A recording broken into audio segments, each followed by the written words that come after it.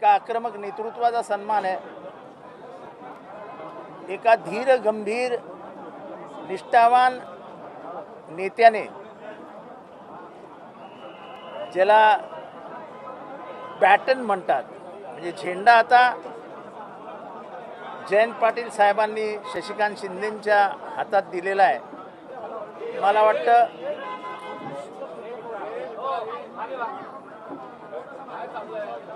वादळात जी नौका शांतपणाने धीरगंभीरपणाने जयंत पाटील साहेब पुढे घेऊन जात होते, ती योग्य माणसाच्या हातात सुपूर्द करण्यात आलेली आहे. परंतु सर, कुठेतरी शरद पवारांनी सांगितलेलं होतं की सूचक इशारा दिलेला होता की स्थानिक स्वराज्य संस्थांच्या निवडणुका संपल्यानंतर जयंत पाटलांची बदली होणार होती. परंतु असं कधी त्यांनी असं कधी कोणी इशारे दिले नव्हते.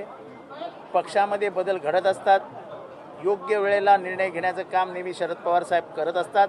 आणि ही सगळी प्रक्रिया ही मी आत्ता सांगतो, ही माननीय जयंत पाटील साहेब यांना विश्वासात घेऊन करण्यात आलेली आहे.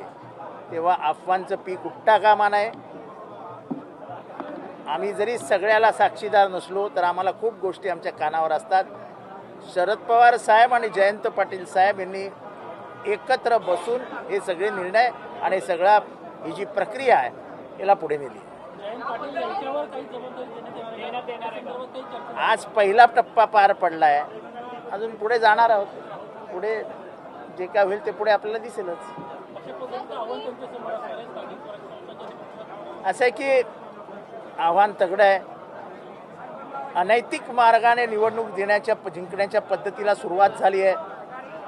निवडणूक आयोगाचं अस्तित्वच आता दिसत नाही आहे. बिहारमध्ये जे चालू आहे त्याच्यावरनं लक्षात येतं की या देशात येणारा पुढचा काळ कठीण असणार आहे. निवडणूक आयोग हे सत्ताधारी पक्षाचं गुलाम असल्यासारखं जर वागणार असेल, निवडणूक आयोग हे कठपुतली असल्यासारखं वागणार असेल, तर डॉक्टर बाबासाहेब आंबेडकरांनी संविधानाच्या माध्यमातला जे अधिकार निवडणूक आयोगाला देऊन स्वतंत्र अस्तित्व हे केवळ लोकशाही टिकवण्यासाठी मान्य केलं होतं, त्या डॉक्टर बाबासाहेब आंबेडकरांच्या विचारांचा आणि संविधानाचा पूर्ण पराभव लोकशाहीमध्ये निवडणूक आयोगच करतोय आणि ही धोक्याची सूचना आहे.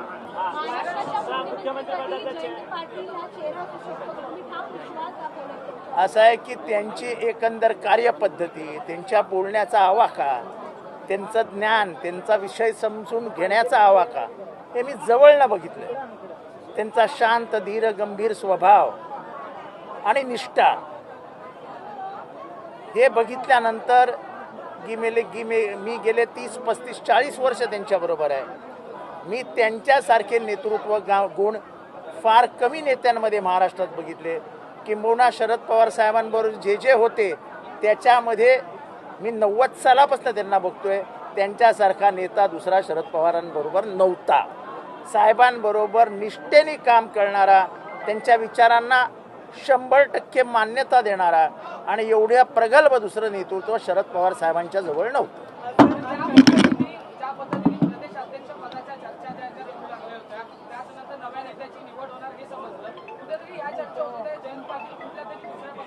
शरद पवार साहेबांप्रती एवढं प्रेम करणारा, निष्ठा असणारा, अवघड प्रसंगात शरद पवारांना साथ देणारा दुसरा नेता महाराष्ट्रात नव्हता. जेव्हा सगळे जवळचे रक्ताचे सगळेजण सोडून गेले तेव्हा तुम्हाला काय वाटतं, शरद पवार आपल्या जयंत पाटलांना संधी आली नसेल, कुठनं विचारणा झाली नसेल? पण त्यांचं म्हणणं एकच आहे की शरद पवार साहेब हे जादूगार आहेत. जितेंद्र ह्या नेतृत्व कधी कांडी फिरवेल सांगता येत नाही. आणि एकदा प्रेम बसलं की बाकी सगळं गौण असतं. शरद पवारांवरती जयंत पाटलांचं बापासारखं प्रेम आहे. तेव्हा हे दुसरा पक्ष भिक्षा अफवा बिफा याचा काही संबंध नाही.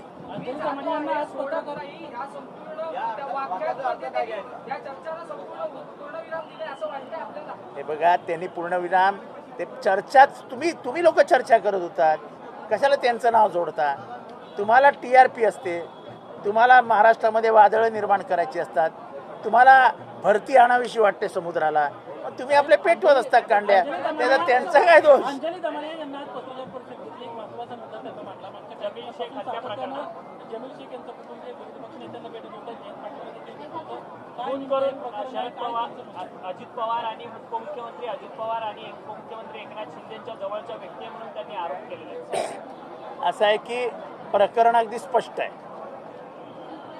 सगळे पुरावे पोलिसांच्या हातात असताना कुटुंबाने त्यावेळेस जमीलचं प्रेत उसळण्यास नकार दिला होता.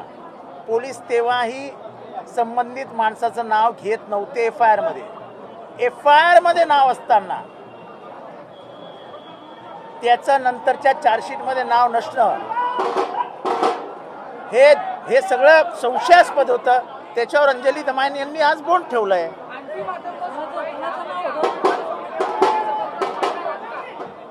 आता मी काय मांडणार हे आज कसं सांग.